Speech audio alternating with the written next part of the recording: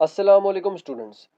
In this video we are going to start another new topic from the chapter the cell structure and function। और वो topic का नाम है Golgi complex. ठीक है, और ये पार्ट 6 वीडियो है। इससे पहले की वीडियोस में हमने बहुत सारे टॉपिक्स को कवर ऑलरेडी कर लिया है, like cell wall, cell membrane, ribosome, endoplasmic reticulum, cytoplasm. तो इन तमाम वीडियोस की जो लिंक है वो मैंने the cell structure and function playlist के नाम से डिस्क्रिप्शन में लिंक दिया है, तो वहां से जाकर उसको आप जरूर वॉच कर लीजिएगा। ठीक है, ये एक सीरीज चल रही है बायोलॉजी की। ठीक है, इंशाल्लाह इंशाल्लाह रोजाना एक एक वीडियो आती रहेगी। तो गोल्जी कॉम्प्लेक्स के बारे में हम स्टार्ट करते हैं। ठीक है, गोल्जी कॉम्प्लेक्स को डिस्कवर किसने किया? It is discovered by Camillo Golgi. ठीक है, कैमिलो गोल्जी एक साइंटिस्ट का नाम है, तो उसने डिस्कवर किया था गोल्जी कॉम्प्लेक्स को इन 1898 1898 में डिस्कवर किया था। और इसका स्ट्रक्चर जो है, this its structure revealed bye electron microscope. और इसके स्ट्रक्चर को इलेक्ट्रॉन माइक्रोस्कोप से ऑब्जर्व किया गया था। और ये Golgi complex it is found in all eukaryotic cells. तो ये तमाम के तमाम यूकैरियोटिक सेल्स में पाया जाता है गोल्जी कॉम्प्लेक्स। ठीक है, तो ये एमसीक्यूज पॉइंट ऑफ व्यू से बहुत इंपॉर्टेंट है कि कौन सी ऑर्गेनली यूकैरियोटिक सेल्स में ही मौजूद होती है, तो वो है गोल्जी कॉम्प्लेक्स। ठीक है, now, Golgi complex consists of a stack of flattened membrane bound sacs called cisternae। Cisternae जिस तरीके से हमने डिस्कस किया था एंडोप्लाज्मिक रेटिकुलम में कि ये जो सिस्टर्नी क्या होता है कि ये एक तरीके से सैक्स, बाउंड सैक्स, मेम्ब्रेन बाउंड सैक्स की फॉर्म में होते हैं। ठीक है, सैक्स, ये सैक्स क्या होता है? It is actually you can say एक पाउच लाइक स्ट्रक्चर्स होते हैं। ठीक है, उसको हम सिस्टर्नी कहते हैं।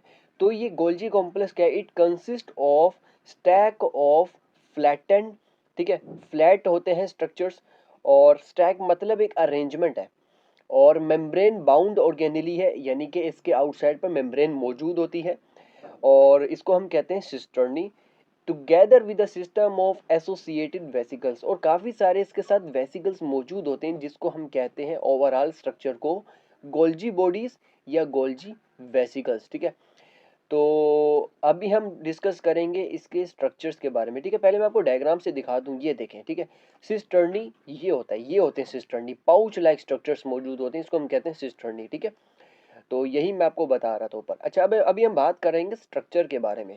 Structure of Golgi complex, at one end of stack, एक अरेंजमेंट के एक कोने पर क्या होता है? A new cisternae are constantly being formed by the fusion of vesicle. ठीक है, एक न्यू सिस्टर्नी फॉर्म होती है कब? जब वेसिकल्स आके फ्यूज होते हैं। और वो वेसिकल्स कहाँ से आ रहे हैं? स्मूथ एंडोप्लाज्मिक रेटिकुलम से आ रहे हैं। ठीक है, ये मैं आपको डायग्राम से दिखाता हूँ, ये देखें डायग्राम, ये है इनकमिंग ट्रांसपोर्ट वेसिकल। ठीक है, ये आएगा और यहाँ पर आकर फ्यूज हो जाएगा। फिर उसके बाद देखें ये अरेंजमेंट के बाद क्या बनेगा? सिस्टर्नी बनेगा। ठीक है, तो ये है शुरू में वेसिकल्स आके फ्यूज होंगे। अब आगे हम बात करेंगे कि नाउ आउटर और फॉर्मिंग फेस को हम सिस फेस कहते हैं, जो कि कॉन्वेक्स शेप में होता है, वाइल द इनर और मैच्योरिंग फेस ट्रांस फेस वो कॉनकेव शेप में होता है, where the cisternae breaks up into vesicles again. इसका मतलब क्या है? ये मैं आपको डायग्राम से बताता हूँ। ये देखें, ये वेसिकल्स आया और ये जिस फेस पर आकर लगेगा उस फेस को हम कहते हैं सिस फेस।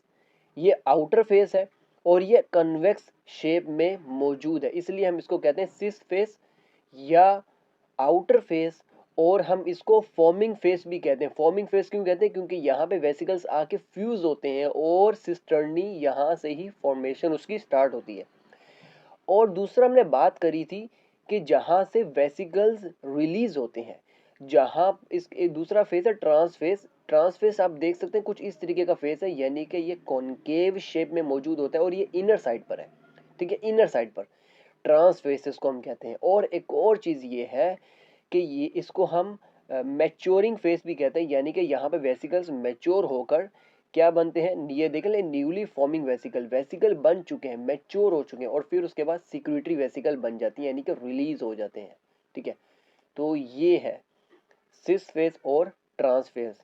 ये इसका बेसिकली स्ट्रक्चर मौजूद था। देखें, आउटर और forming face is convex, while the inner और मैच्योरिंग फेस जिसको हम ट्रांस फेस कहते हैं, ये कनकेव शेप में होता है, जहां पर सिस्टर्नी ब्रेक होता है एक न्यू वेसिकल में, ठीक है। तो अभी हम डिस्कस करेंगे फंक्शंस के बारे में कि फंक्शंस, इसका बेसिक फंक्शन जो है वो सेल सिक्रीशंस में ये गोल्जी कॉम्प्लेक्स जो है ये इन्वॉल्व होता है। Golgi body are abundant. अब चूंकि ये सेल सिक्रीशंस में काफ़ी हेल्प मतलब काफ़ी इन्वॉल्व होता है, तो इसलिए गोल्जी बॉडी ज़्यादातर उन सेल्स में पाई जाती हैं जिनका काम ही सेल सिक्रीशन होता है। For example, Golgi body are abundant in secretory cells. तो इसलिए हम कहते हैं कि सिक्रीटरी सेल्स में ज़्यादातर गोल्जी बॉडी मौजूद होते हैं। क्यों? क्योंकि उनका काम है सेल सिक्रीशन करवाना। और सिक्रीटरी सेल यानी कि ग्लैंडुलर सेल की का भी मेन फंक्शन क्या है कि वो सेल सिक्रीटरी सेल्स होते हैं। Usually cell secretions consist of proteins. और ये जो सेल सिक्रीशंस होते हैं ये मोस्टली प्रोटीन्स की फॉर्म में होते हैं, ठीक है। तो ये प्रोटीन्स क्या होती है? So Golgi body collect this protein. तो इन प्रोटीन्स को गोल्जी बॉडी कोलेक्ट करता है कहाँ से? रफ एंडोप्लाज्मिक रेटिकुलम से। और रफ एंडोप्लाज्मिक रेटिकुलम से प्रोटीन जो है वो गोल्जी बॉडी तक कैसे पहुंचती है? Because of smooth endoplasmic reticulum. तो स्मूथ एंडोप्लाज्मिक रेटिकुलम के जरिए से रफ एंडोप्लाज्मिक रेटिकुलम से प्रोटीन गोल्जी बॉडी तक कोलेक्ट हो सकती है, गोल्जी बॉडी तक पहुंच सकती है। फिर क्या करेगा गोल्जी बॉडी? उस प्रोटीन को रिसीव करने के बाद, उस प्रोटीन को कोलेक्ट करने के बाद उसको मॉडिफाई करेगा। मॉडिफाई करने के बाद modifies them to perform specific function. जब उसको मॉडिफाई कर देगा and then this modify proteins will be export in the form of vesicle. और ये फिर मॉडिफाई प्रोटीन्स जब गोल्जी बॉडी बना देगा, फिर उसके बाद ये जो प्रोटीन है वेसिकल की फॉर्म में रिलीज हो जाएगी, ठीक है। आपको फॉर एग्जांपल्स के तौर पे, फॉर एग्जांपल हमारे पास आगे की ये अगली वीडियो में बल्कि हम लाइसोसोम के बारे में डिस्कस करेंगे। Organelles like lysosome, peroxisome, glyoxysome also originate from Golgi complex. तो ये जो ऑर्गेनेलीज है लाइसोसोम, पेरोक्सिसोम, ग्लाइकोक्सिसोम, तो ये तीनों की तीनों ऑर्गेनेलीज जो है ये गोल्जी बॉडीज से ही ओरिजिनेट किए through this process cell secretion.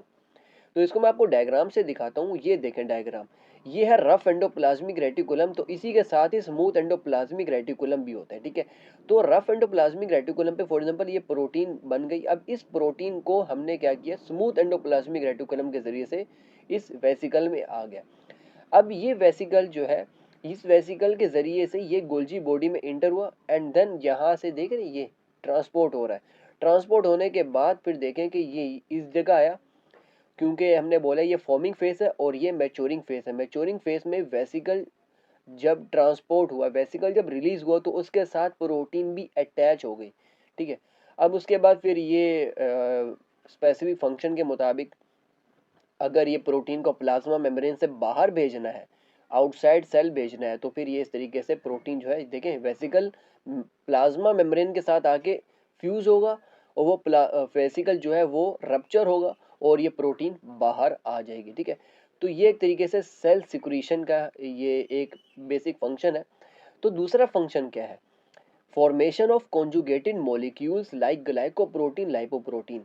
तो गोल्जी बॉडीज के जरिए से गोल्जी कॉम्प्लेक्स में फॉर्मेशन ऑफ कॉन्जुगेटेड मॉलिक्यूल्स भी होती है, लाइक ग्लाइकोप्रोटीन भी बनते हैं, लाइपोप्रोटीन भी बनते हैं, ठीक है। अच्छा, एक और पॉइंट है, during cell division in plants Golgi complex also give rise vesicles which contain cell wall synthesising material. Plant की जब सेल डिवीजन हो रही होती है, सेल जब बन रहे होते हैं, तो जो सेल वॉल प्लांट्स के आउटसाइड सेल पर, प्लांट सेल में आउटसाइड पर जो सेल वॉल मौजूद होती है वो भी गोल्जी कॉम्प्लेक्स से ही डिराइव होती है। किस तरीके से? How? At the time of cytokinesis. Cytokinesis से मुराद है cytoplasmic division.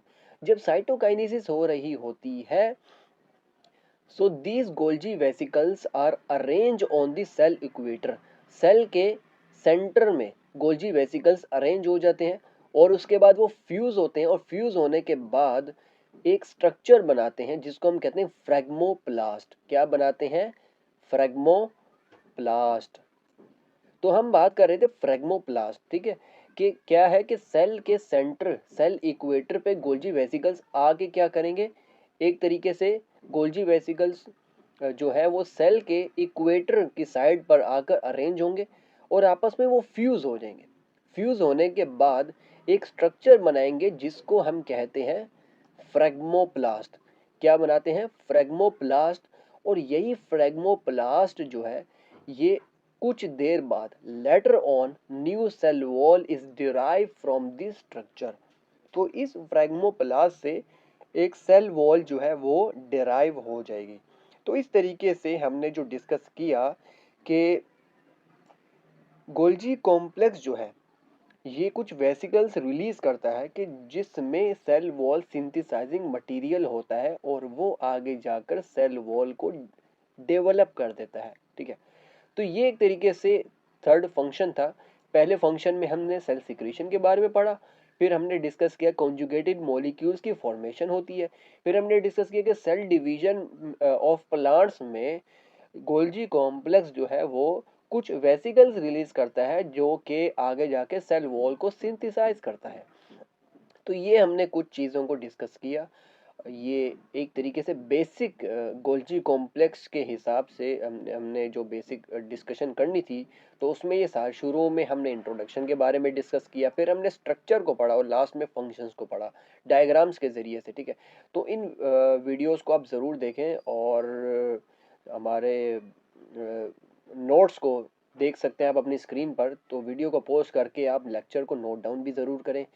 If you like this video तो हमारी वीडियो को ज़रूर लाइक करें और चैनल को सब्सक्राइब करें।